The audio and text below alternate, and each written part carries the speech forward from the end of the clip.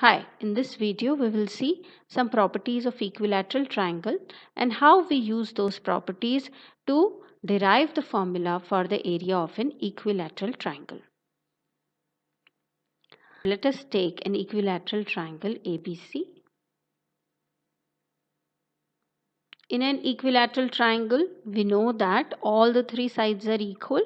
So AB is equal to BC is equal to CA, and let all three of them be equal to A. So all the three sides are equal. The angle opposite to equal sides are equal, and hence all the three angles will also be equal. The sum of three angles of a triangle is 180 degrees. So if all these three are say x, then we get 3x is 180 degrees by angle sum property, which gives us x as 60 degrees. So all the three angles are equal to 60 degrees. And the third and a very important property of an equilateral triangle is, in an equilateral triangle,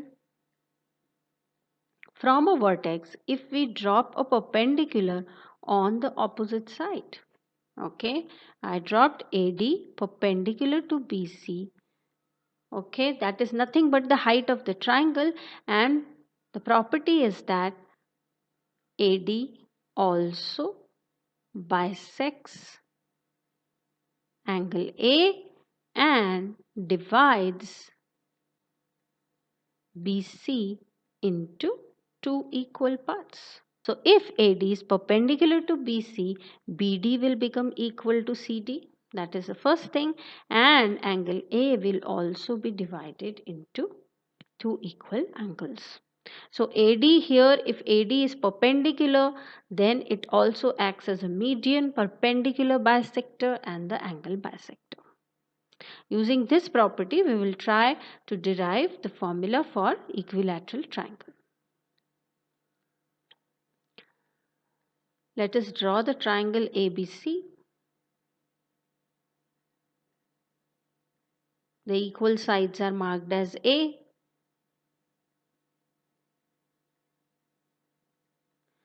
And from A, we drop a height or perpendicular on BC, which is H. Let this be AD. So AD is perpendicular to BC, and let AD be H. We have to find out area of triangle ABC. So area of triangle ABC, area of any triangle is given by half of base times the height. Correct? What is our base here? Our base is BC and the height is H, or the height is AD. BC is nothing but A and AD is H. So area of triangle ABC is half of A into H. Now our aim is to find the value of H. To find out H, I take triangle ABD. In triangle ABD, angle ADB is 90 degrees. Why? Because AD is perpendicular to BC, correct? In a 90 degrees triangle, we can apply Pythagoras theorem. So we can write AB square as BD square plus AD square. Square of the hypotenuse is equal to sum of the squares of the other two sides. AB is nothing but A square. Now how much is BD? We know that the perpendicular also divides the sides into two equal parts. So I can write BD as half of BC, and BC is A, so it can be written as half of A. So I'll write BD as half of A whole square plus AD is H, so H square. I move it to the other side, so I get H square as A square minus 1 by 2A or A by 2 whole square, which on simplification gives me 3A square by 4. So H will be equal to square root of 3A square by 4, which is A root 3 by 2, and we will be substituting this value of H in this formula here.